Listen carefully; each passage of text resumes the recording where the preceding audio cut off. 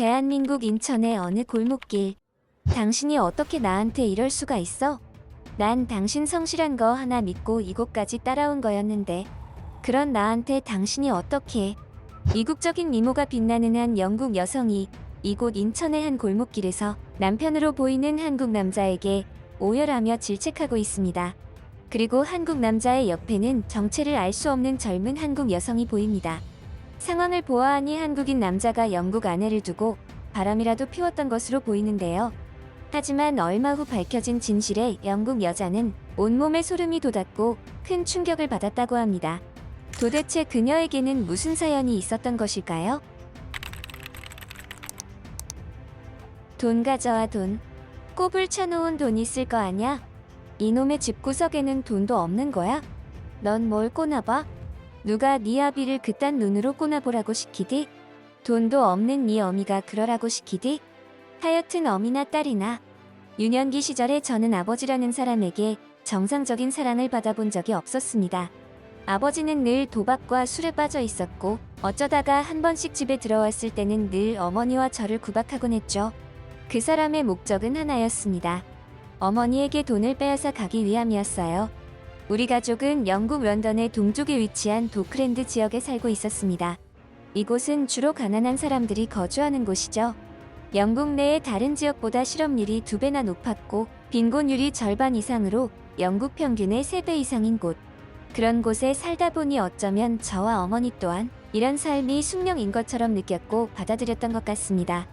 결국 아버지는 도박에 빠져서 매일같이 폐인 생활을 하다가 다른 여자와 바람이 났고 그나마 없는 살림에 어머니가 힘겹게 일하며 생계를 하고 있던 모든 재산을 다 가지고 도망을 가버리기에 이르렀죠.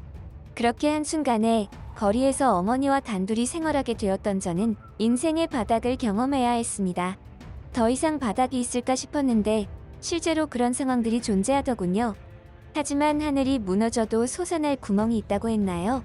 어머니가 일하시는 곳 근처에는 정기적으로 어떤 회사에서 먹을 것과 입을 것을 나누어 주었는데 저와 어머니는 인생 최악의 바닥에 있을 때 그 회사가 아니었다면 큰 봉변을 당했을지도 몰랐습니다. 그 덕분에 서서히 저와 어머니는 자리를 잡을 수 있었죠. 그렇다고 해서 아버지라는 사람에 대한 원망과 분노가 사그라들지는 않았습니다. 그래서였을까요? 저는 그 어린 시절 아버지라는 사람에 대한 원망이 한없이 깊었고 성인이 되어서도 남자에 대한 편견이 깊게 새겨졌습니다. 만약 제 인생에 그 사람이 나타나지 않았다면 아마도 저는 그저 그런 어쩌면 그토록 불행했던 어머니와 닮은 인생을 살았을지도 모르겠습니다. 유년 시절 저와 어머니를 구원해준 회사에서는 단순하게 의식주만 해결해 주었던 것이 아니었습니다. 그곳에 가끔 들리시던 한국인 아주머니가 한 분 계셨는데 그분은 저에게 늘 교육의 중요성을 강조하셨습니다. 이름이 릴리라고 했니? 이름이 너무 이쁘구나. 릴리야. 이 아줌마도 어릴 때는 너처럼 가난하고 힘든 시절이 있었단다. 하지만 나는 절대 포기하지 않았고 죽기 살기로 공부하여 지금은 부자가 되었지. 적어도 먹고 사는 문제에 스트레스를 받지 않아도 되니까. 그러니 릴리 너도 절대 포기하면 안 된다. 그리고 교육을 개일 위해서는 안 돼. 열심히 배우고 또 배워야 한다. 그러면 릴리도 나중에 이 아줌마가 하는 이야기들을 이해할 수 있을 거야. 내가 사는 한국은 교육열이 굉장하단다. 그래서 그 힘든 시절들도 모두 극복할 수 있었던 거지. 그 아주머니 덕분에 제가 지금처럼 대학생이 될 수 있었던 거라고 생각합니다. 아주머니가 해준 그 말들이 제 인생에 영향을 끼치지 않았더라면 저는 지금쯤 술집이나 바 같은 곳에서 하루하루 생활비를 벌기 위해 그저 그런 아르바이트나 하고 있었을지도 모르죠. 그 아주머니의 영향력은 아직 끝나지 않았을지도 모릅니다. 저는 런던 대학에 입학했고 그곳에서 한국학과를 전공으로 공부하고 있으니까요. 유럽에서 최초로 한국학을 개설한 이 학교에는 한국의 역사와 문화, 그리고 정치, 사회 등 다양한 분야를 공부할 수 있었습니다. 그야말로 한국에 대한 모든 것들을 배울 수 있었죠. 제 적성에도 꼭 맞아서 너무나 즐거운 대학 생활을 하고 있었습니다. 그 일이 있기 전까지는 분명히 그랬죠. 릴리, 근데 너는 왜 그런 이상한 전공을 공부하는 거야? 한국 문화를 공부해서 나중에 뭘 하려고 그런 전공을 선택한 건지 이해가 안 돼. 사실 그런 학과가 있다는 것이 정말 충격적이야. 한국은 고려장이라는 문화가 있다고 들었어. 늙은 부모를 산으로 데려가서 버리는 문화라고. 그런 잔인한 문화가 있는 한국이 너는 어떤 점이 좋은 거야? 저는 어느 날 친하게 지내던 친구와 한국의 문화에 대한 주제로 언쟁을 했던 적이 있었습니다. 저기, 사쿠라. 정말 유감이지만 그건 사실이 아니야. 고려장설화는 중국의 효자전의 원곡 이야기가 그 원형으로 추정되고 있어. 그리고 고려장이라는 단어 자체가 늙은이를 버리는 풍속을 뜻하는 낱말로 사용되었던 기록은 1882년도에 발간된 그리피스의 책이야. 그마저도 그런 게 있다고 하더라는 짧은 언급으로 딱 한 번 나올 뿐이지. 게다가 그리피스가 실제로 한국을 방문했다고 하는 시기가 여러 정황상 학자들 사이에서는 사실로 받아들여지지 않는 분위기야. 무엇보다 그리피스는 역사학을 전공한 사람이 아니었고 자연과학을 전공했던 사람인데다가 일본 정부의 초빙으로 도쿄 가이세이 학교에서 강의를 한 적도 있고 일본이 주체가 되어 조선에서 미신과 전제왕권을 몰아내고 서구 문명과 기독교를 도입해야 한다고 주장했던 아주 친일적인 인물이었지. 이 모든 것을 종합해본다면 그리티스라는 인물은 친일적인 사상으로 인해 실제로 조선에 방문하여 겪은 내용이 아닌 일본의 자료들에만 의존해서 한국의 역사와 풍습을 왜곡하여 서술했다고 보여지는 거지. 이게 무슨 의미인지 알겠어? 즉, 고려장은 실제로 존재했던 한국의 문화가 아니라는 거야. 캠퍼스에서 열변을 토하며 친구와 언쟁을 벌이는데 온 정신이 집중되어 있어서 우리를 구경하는 사람들이 있다는 사실은 전혀 깨닫지 못했습니다. 그리고 그날 저는 운명 같은 그 남자를 만났죠. 그 남자는 한국인이었는데 영국 여자인 제가 한국의 역사에 대해서 줄줄 꿰고 있는 것이 너무 신기했나 보더라고요. 게다가 한국 문화가 왜곡당하는 꼴을 자기 일처럼 여기고 열변을 토하는 모습이 너무 귀엽고 사랑스러웠다고. 제 입으로 이런 말을 하기가 좀 그렇긴 하지만 그 남자가 실제로 저에게 했던 이야기니까요. 이렇게 대책 없는 한국 남자의 이름은 재민이었습니다. 처음에는 재민 씨가 그날 이후로 지속적으로 들이대고 만나자고 하는 것에 거부감을 느꼈습니다. 그 당시만 하더라도 저는 유년 시절의 아버지에 대한 일들 때문에 남자에 대한 편견이 깊숙하게 자리 잡고 있을 때였거든요. 그래서 저는 어떤 남자를 만나든지 간에 그 남자의 성실함을 유심히 살피는 버릇까지 생겼습니다. 하지만 결국 저는 재민 씨를 만나보기로 결정했죠. 단순하게 이 남자가 한국인이라는 사실 때문은 아니었습니다. 한국 남자 특유의 부드러우면서도 강인한 이미지가 마음에 들었고 무엇보다 저에 대해서 이렇게까지 지속적인 호감을 표시해주는 남자라면 적어도 연애를 시작하더라도 쉽게 실증을 내거나 성실하지 못한 모습을 보이지 않을 거라는 판단 때문이었습니다. 결국 저는 재민 씨와의 첫 번째 정식 데이트에서 진한 입맞춤과 함께 사랑에 빠지게 되었고 연인 사이로 발전하게 되었죠. 정말이지 이때만 하더라도 우리는 더할 나위 없이 행복했습니다. 그러한 일이 생기기 전까지는 말이죠. 재민 씨와 사귀게 된 지 1년쯤 지났을 때였습니다. 아직 대학생 캠퍼스 생활을 누리고 있던 우리에게 갑작스러운 위기가 찾아왔습니다. 그 위기는 제가 아닌 재민 씨로부터 찾아왔죠. 어떠한 상황인지 정확한 이야기도 없이 그저 한국으로 돌아가야 한다는 말만 했어요. 재민 씨는 자신과 함께 한국으로 가지 않겠냐는 말을 했지만 저는 거절을 했습니다. 그 당시에는 무서웠거든요. 제가 좋아하는 한국이었지만 그곳에 간다면 저는 아무런 사회적인 인맥도 없는 상태이고 오로지 재민 씨를 의지하며 살아야 했으니까요. 만약 제가 짧은 1년의 만남 속에서 재민 씨라는 남자를 제대로 파악하지 못했다면, 제가 사람을 잘못 봐서 재민 씨가 우리 아버지와 같이 성실하지 못한 사람이라면 그때는 저 또한 어머니와 다를 바 없는 인생을 살아야 할 것이기에 너무나 무서웠습니다. 결국 우리는 그렇게 가장 이쁘게 사랑하고 있을 시기에 너무나 어이없게 이별 아닌 이별을 하고야 말았습니다. 사실 그 누구도 이별이라는 단어를 꺼내지는 않았습니다. 아직도 서로 사랑했기 때문이죠. 하지만 우리는 서로가 알고 있었습니다. 이대로 몸이 멀어진다면 빠른 시일 내에 이별이 다가올 것이라는 사실을 말이죠. 하지만 저는 견뎠습니다. 어머니처럼 인생을 살기는 죽기보다 싫었거든요. 재민 씨가 보고 싶었지만 참았고 어차피 헤어질 사람이라고 생각하기에 이르러 먼저 연락을 하는 것도 최대한 자제했습니다. 그렇게 자연스럽게 우리는 서서히 이별하게 되었죠. 어느덧 시간은 흘러 대학교를 졸업하고 취업을 해야 할 시기가 다가왔습니다. 취업 준비로 바쁜 일정을 보내고 있을 때였죠. 제가 관심이 있었던 한국 역사와 문화에 관련된 쪽으로 취업을 하기 위해 한국 유학을 준비 중이었습니다.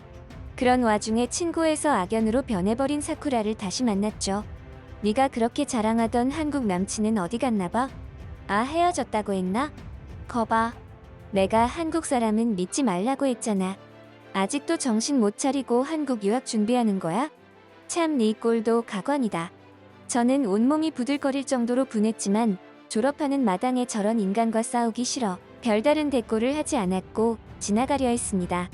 그런데 그때 제 눈을 의심하고 말았죠. 사쿠라의 뒤에서 다가오는 익숙한 모습의 남자가 보였거든요. 바로 재민 씨였습니다. 그는 필요한 자료가 있어서 학교에 잠시 들른 것이라고 했죠. 그리고 그날 우리는 다시 한번 뜨겁게 불타올랐습니다. 그동안 너무 보고 싶었나 봐요. 오랜만에 그를 보는데 심장이 터질 것 같아서 혼났죠. 재민 씨는 한국에 돌아가 잠시 해결해야 할 일들이 있었고 어느 정도 해결했다고 했습니다. 재민 씨도 저를 많이 보고 싶어 했다는 것을 느낄 수 있었죠. 그리고 그날 저는 재민 씨에게 청혼받았고 저는 흔쾌히 승낙했습니다. 이제는 이 남자에 대한 확신이 생겨서인지 평생을 함께할 사람이라고 믿었죠. 하지만 한국에서 알게 된 여러 가지 진실들 때문에 저는 큰 충격을 받았습니다. 한국에서 신혼생활을 시작한 우리는 너무나 행복한 나날들을 보내고 있었습니다. 제가 좋아하는 한국이었고 제가 사랑하는 남자가 곁에 있었으니까요. 하지만 어느 날부터 재민 씨는 주기적으로 제가 모르는 일정을 소화하고 있었습니다. 저에게는 그저 자신이 해야 하는 일들이 있어서 잠시 다녀와야 한다고만 했을 뿐이었죠. 처음에는 우리가 신혼이기도 했고 아직 한국에서 제대로 된 일자리를 구하지 못한 저 때문에 재민 씨가 파트타임 아르바이트라도 하는 건가 싶은 생각을 하기도 했습니다. 재민 씨의 이러한 은밀한 사생활이 궁금해진 저는 어느 날 재민 씨의 뒤를 밟았습니다. 그러면 안 되는데 하면서도 호기심이 동하기도 했고 조금은 불안한 마음도 있었기 때문이죠.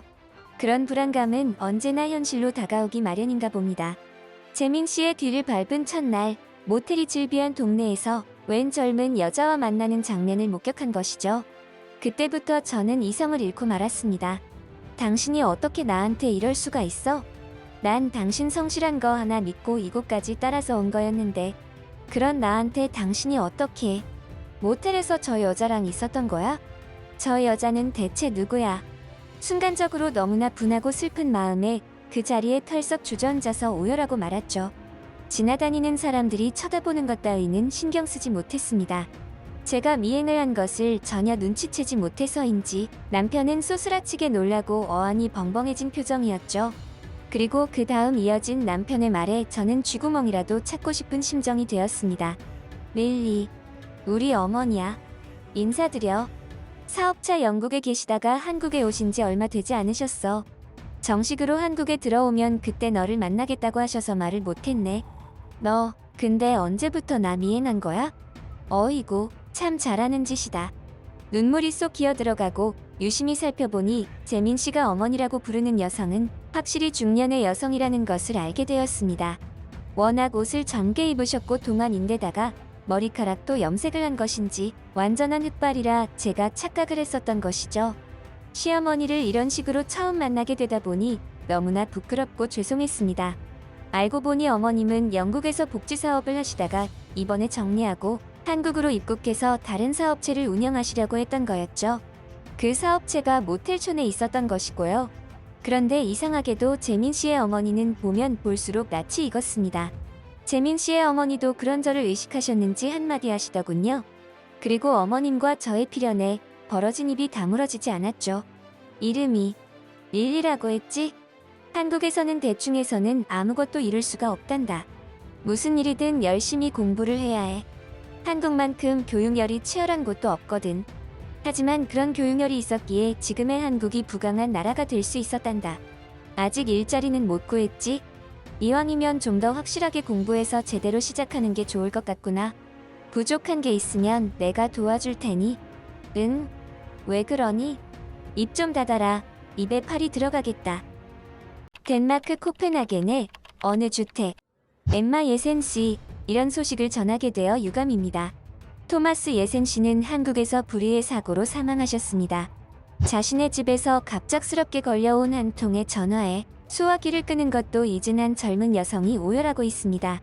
한국에 갔던 자신의 아버지가 사망했다는 소식을 접했기 때문인데요. 하지만 자신의 아버지를 여인 덴마크 여성은 시간이 지날수록 아버지의 죽음이 의문투성이라는 것을 느낍니다. 그리고 아버지의 죽음에 한국인이 깊게 관여되어 있다는 사실을 알게 되죠. 아버지를 죽인 장본인이 바로 그 한국인이라고 생각한 그녀는 끝내 한국에 직접 찾아가 복수를 다짐합니다. 그런데 그녀는 한국에서 예상하지 못한 뜻밖의 충격적인 진실을 접하게 되면서 놀라운 경험을 했다고 하는데요. 도대체 그녀에게는 무슨 사연이 있었던 것일까요? 너는 누굴 닮아서 그렇게 말을 안 들어 처먹니? 내가 밥 먹으면 5분 안에 설거지 시작하라고 했어. 안 했어? 쫓겨나고 싶어? 최소한 밥값은 해야 할 거 아냐. 어린 시절 아버지가 집에 계시지 않으면 저는 늘 어머니에게 꾸중을 들었습니다. 꾸중을 듣는 이유는 정말 여러 가지였죠. 어떨 때는 제가 욕을 먹을 일이 아닌데도 욕을 먹는 경우도 종종 있었습니다. 마치 그냥 내가 싫어서 아무 이유나 갖다 대며 욕을 하는 그런 느낌도 받았을 정도니까요. 아버지는 건설업의 특성상 집에 있는 시간보다도 외부에 나가 있는 시간이 많았기에 어머니와 같이 있는 시간이 더 많았습니다. 게다가 저의 유년 시절을 힘들게 만들었던 것은 어머니뿐만이 아니었는데요. 학교에서는 친구들에게 저의 다소 이국적인 외모 때문에 많은 놀림을 받기도 했습니다. 사실 남자들에게는 인기가 있었지만 같은 여자들에게 특히 놀림과 괴롭힘을 많이 당했어요. 여우같이 생겨서 남자들 꼬리 치지 마라, 왜 눈웃음을 치고 다니냐 등등. 저의 의사와는 전혀 상관없는 이유로 괴롭힘을 당한 것이죠. 하지만 이토록 괴롭던 저의 유년 시절을 견딜 수 있었던 하나의 희망이 있었습니다. 그건 바로 저의 아버지였어요. 아버지는 그 누구보다 저를 사랑해주셨고 아껴주셨죠. 비록 일 때문에 집에 오랜 시간 저와 함께 해주지는 못했지만 그조차도 저와 우리 가족을 위한 일이었기에 저는 너무나 감사한 마음이었습니다. 아버지만 제 곁에 오래 계셔준다면 그 어떤 고난도 문제없다고 생각했어요. 그 일이 있기 전까지는 말이죠. 제가 고등학생이 된 어느 날이었습니다. 여행을 다녀오시던 할아버지 할머니께서 교통사고를 당하는 바람에 생을 달리하셨죠. 두 분을 자주 뵙지는 못했어요. 무슨 사연이 있는지 아버지와 할아버지 할머니는 사이가 좋지 않으셨거든요. 그런데 두 분이 돌아가시고 얼마 지나지 않아 아버지는 갑작스럽게 저와 어머니에게 일 때문에 한국에 몇 년 다녀와야 한다고 했습니다. 며칠도 아니고 몇 년씩이나 떠난다는 말에 저는 한없이 슬펐고 한편으로는 어머니와 단둘이 생활해야 한다는 생각에 걱정도 들었습니다. 그런 저의 마음을 아는지 모르는지 아버지는 그저 저의 볼을 쓰다듬으며 말했죠. 벌써 다 커서 고등학생이 된 저였지만 아버지의 눈에는 그저 어린아이였습니다. 어이구, 우리 딸. 조금만 기다려. 이 아빠가 돈 많이 벌어서 선물 잔뜩 사올게. 한국에는 이곳에 없는 귀한 것들이 많아. 우리 딸한테 제일 필요한 사람을 데려올 테니 기대해. 그런 선물 따윈 필요 없었는데. 그저 내 곁에 아버지가 오래 머물러 주는 게 더 좋았는데. 그러한 생각을 했지만 그 말을 입 밖으로 꺼내지는 못했습니다. 그때는 몰랐죠. 아버지가 그렇게 될 줄은 말입니다.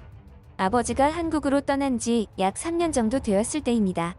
아버지는 1년에 한 번씩 덴마크 집으로 돌아왔지만 한국에 꿀이라도 발라놓았는지 곧바로 다시 한국으로 떠나셨습니다. 그런데 이번 연도에는 집으로 오시기는커녕 전화도 한 통 없으셔서 걱정되던 차였죠. 그리고 저 혼자 있던 집에 전화벨 소리가 울렸습니다. 엠마 예센 씨, 이런 소식을 전하게 되어 유감입니다. 토마스 예센 씨는 한국에서 불의의 사고로 사망하셨습니다. 정말 짧은 통화였지만 저에게 있어서는 평생 잊을 수 없는 통화였죠. 아버지의 사망 소식에 저는 한동안 크게 좌절하여 집 밖에 나가지도 않은 채 슬픔에 빠져 있었습니다. 그리고 덴마크로 돌아온 것은 이미 한 줌의 가루가 된 아버지의 유골이 전부였죠. 처음에 저는 아버지의 사망이 현실로 받아들여지지 않았습니다. 무언가 착오가 있을 것이라고, 다른 사람과 착각을 한 것이 분명하다고 생각했죠. 하지만 그렇다고 해서 죽은 아버지가 돌아오시지는 않았습니다. 한참 동안 슬픔에 빠져있던 저는 문득 이상한 느낌이 들었습니다. 아니, 덴마크에서 일하실 때는 단 한 번도 다친 적도 없으시던 베테랑인 아버지가 불과 한국에 간 지 3년 만에 사고로 사망했다고? 이게 말이 되는 건가? 도저히 믿을 수 없어. 이건 분명 내가 모르는 무언가가 있는 거야? 그러한 생각까지 이르자 저는 아버지의 죽음에 대한 진실을 파헤쳐야겠다고 다짐하게 되었습니다. 만약 아버지가 억울하게 누군가에 의해 죽임을 당했다면 그 억울함은 제가 풀어드려야 한다고 생각했죠. 그래야 아버지를 뵐 면목이라도 있을 것 같았습니다. 베테랑이던 아버지가 한국에서 생을 달리했다는 점 때문이었을까요? 제 마음 한편에는 분명히 아버지의 죽음에 한국에 영향이 미쳤을 거라고 생각했습니다. 그러한 생각을 하자 마음 깊숙한 곳에서부터 한국에 대한 복수심이 불타오르기 시작했죠. 일단은 한국에 직접 가서 이 모든 사건의 전말을 제대로 조사해야 했습니다. 하지만 저에게는 큰 문제가 있었죠. 불과 얼마 전까지 미성년자였던 저는 성인이 된 지 얼마 되지 않았던 것입니다. 그게 무슨 상관이냐고요? 뜻이 있는 곳에 길이 없겠냐고요? 뜻은 충만했지만 저에게는 돈이 없었습니다. 한국에 가기 위해서 제일 먼저 비행기 티켓을 예매해야 했고 한국에 가더라도 당분간 어떻게 생활을 할 것인지가 막막했던 것이죠. 자본주의 세상에 살아가면서 돈이 없이는 그 어떤 것도 제대로 되는 게 없었으니까요. 지금 당장 일자리를 알아본다고 하더라도 한두 달 일에서는 한국에 가서 제가 원하는 조사를 할 수 없을 게 자명했습니다. 그래서 저는 아주 어려운 선택을 해야만 했죠. 어머니에게 이 모든 사실을 말씀드리고 지원받기로 했습니다. 아마도 어머니도 아버지의 사고에 대해 슬퍼할 것이고 풀리지 않은 의문에 대해 확실하게 알아내고 싶을 것이라 생각했죠. 하지만 저의 그러한 생각이 깨지기까지는 그리 오랜 시간이 걸리지 않았습니다. 뭐? 한국에 간다고? 그래서 한국에 가면 죽은 네 아버지가 다시 살아 돌아오기라도 한다디? 너는 어째 성인이 되어서도 그 모양이니? 네가 정상적인 사고방식을 가진 인간이라면 지금부터 일해서 돈을 벌어올 생각을 해야 할 거 아니냐? 쓸데없는 짓거리하고 돌아다니지 말고 빨리 일자리나 알아봐. 제가 생각했던 반응보다 더욱 날카롭고 뜨거웠습니다. 그래도 아버지가 돌아가셨는데 조금은 제 이야기에 귀를 기울여주지 않을까 하는 생각을 했는데 그건 저의 큰 착각이었죠. 그리고 며칠 후 저는 진짜로 앞길이 막막해지는 지경에 이르렀습니다. 일자리를 알아보라며 저를 구박하시던 어머니는 어느 날 바람처럼 사라지셨습니다. 그것도 아버지가 남기신 모든 재산과 유품을 챙기고선 말이죠. 저는 한순간에 빈털터리가 되어버렸습니다. 아버지가 그렇게 되지 않았더라면 이런 일도 없었을 텐데 이게 다 한국 때문이야. 아버지는 왜 뜬금없이 한국에 가셔서는 그런 사고를 굳이 그런 곳에 가지 않아도 충분히 잘 살았을 텐데 대체 아버지는 왜 그때 한국에서 나에게 필요한 사람을 데려온다고 했을까? 그게 누굴까? 이런저런 생각들을 해봐도 답은 나오지 않았습니다. 더구나 어머니라는 사람이 집도 팔아먹고 딸까지 버리면서 야반도주를 해버렸으니 저에게는 절망적인 상황이었죠. 그럴수록 저는 어이없게도 한국에 대한 복수심이 더욱 불타올랐습니다. 당장의 생활조차 힘든 상황이었기에 어머니에게 버림받고 아버지가 억울하게 죽었다고 생각하는 지금의 상황이기에 저는 더더욱 무언가를 누군가를 탓해야 하는 대상을 만들어내야 했는지도 몰랐죠. 이대로는 한국으로 갈 수 없다는 결론에 이르렀고 그때부터는 한국행 경비를 마련하기 위해 악착같이 일을 하고 돈을 모았습니다. 파트타임 일을 하루에도 몇 개씩 하면서 일했고 몇 달 후 최소한의 경비를 만든 저는 한국으로 떠났죠. 하지만 고생은 그때부터 시작이었습니다. 한국에 도착해서도 아버지에 대한 정보들을 찾는 것은 너무나 어려웠어요. 아버지가 일하던 장소, 그리고 사고가 있었다는 그 현장까지 가보았지만 이미 그곳은 정리가 다 되어 있어서 그 어떤 정보를 얻을 수가 없었죠. 그렇게 아버지의 흔적에 대해서 찾아다닌 지도 어느덧 한 달이 지났습니다. 아버지가 생을 달리하신 지는 벌써 6개월이 흘렀을 때였죠. 이제는 제가 악착같이 일해서 모은 경비도 다 써가는 상황이었습니다. 그야말로 최악의 상황이었고 여차하면 이곳에서 불법으로 일하거나 다시 덴마크로 돌아가야 했죠. 저는 마지막으로 혹시나 하는 마음으로 아버지가 돌아가셨다고 하는 건설 현장으로 발길을 돌렸습니다. 사실 그 당시에는 거의 자포자기 상태였죠. 주변 인물들에게 아버지에 대한 정보들을 다시 한번 물어보려고 찾은 거였습니다. 그리고 그곳에서 저는 아주 수상한 여자를 한 명 만났죠. 그 여자의 첫인상은 아주 기묘하고 이상했습니다. 저를 본 그 여자는 얼굴을 찡그리다가 숨을 제대로 쉬지 못하는 듯 심호흡을 하기도 했으며 이내 울먹거리며 억지로 울음을 참는 모습도 보였죠. 처음에는 별 이상한 여자도 다 있네. 혹시 정신적으로 문제가 있는 여자인가 하는 생각으로 치부하려고 했습니다. 하지만 그 여자의 발언에 저의 그런 생각들은 모조리 부서져 버리고 말았죠. 엠마 예센 맞지? 나는 한국인 아줌마 김정인이야. 정인 킴. 우리 어디 가서 잠시 이야기 좀 할까? 한국인이라고 자청한 이 중년 여성은 제 이름을 알고 있었습니다. 그 순간 저는 온몸에 소름이 쫙 돋으며 어쩌면 이 여자가 아버지의 죽음에 연결되어 있을 수도 있다는 강력한 의심이 들었죠. 최대한 분노를 다스리고 그 여자와 장소를 이동했고 숨을 잠시 돌린 한국인 여성은 저에게 충격적인 이야기들을 해주었습니다. 토마스 예센. 엠마의 아버지 말이야. 내 첫사랑이었어. 내가 덴마크에 유학을 하러 갔을 때 토마스를 만났고 우리는 짧은 시간이었지만 서로 사랑에 빠졌지. 그리고 우리 사랑의 결실로 한 아이가 태어났어. 하지만 토마스와 나는 토마스의 부모님 반대의 결혼을 승낙받지 못했지. 모두 내 탓이야. 내가 몸이 좀 심장이 좋지 않았거든. 건강하지 못한 여자에게 자신의 아들을 주고 싶은 부모는 없을 거야. 나 같아도 그랬을 테니까. 그런데 얼마 전 한국에서 토마스를 만났단다. 끔찍한 효자였던 토마스였지만 이제는 자신의 부모도 돌아가셨기에 나와 같이 살자는 거야. 그 소리를 듣고 그러면 안 되지만 얼마나 기뻤는지 모른단다. 물론 토마스의 부모님이 돌아가신 건 안타까운 일이지만 혹시나 지금이라도 토마스와 내가 다시 살게 될지도 모른다고 생각하니 기쁨의 눈물이 다 나올 지경이었던 거야. 하지만 그 이야기를 한 지 얼마 되지도 않았을 때 건설 현장에서 사고를 당하고 말았어. 미안하구나 내 딸 엠마.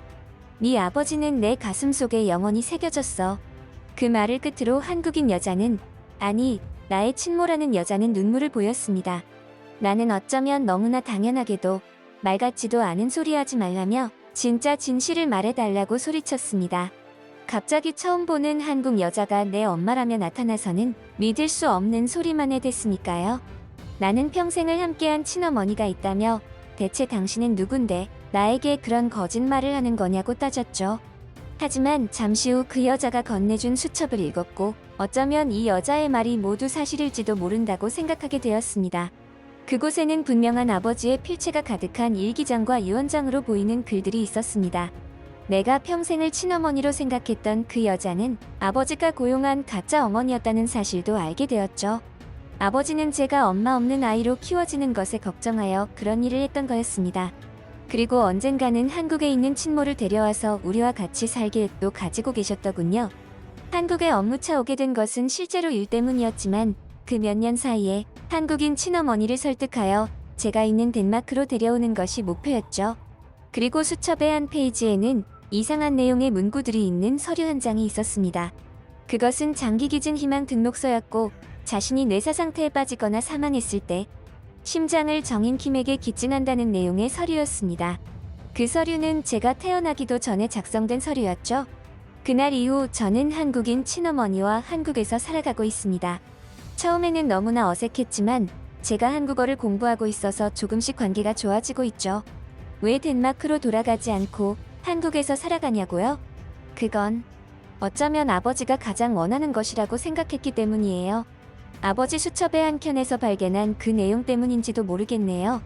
정인과 엠마가 있기에 너무 행복하다. 언젠가는 엠마도 정인을 만나고 한 가족으로 살아가는 날이 있겠지. 왜냐하면 내가 그렇게 만들 테니까. 덴마크? 한국? 글쎄, 나는 개인적으로 한국에서 새로운 삶을 살아가고 싶다. 정인의 나라 한국에서는 좋은 추억들밖에 없으니까. 엠마도 아마 엄청나게 좋아할 것 같다. 그 녀석은 아마도 한국 음식 몇 가지만 먹여주면 바로 거기에서 살자고 할 게 틀림없으니까.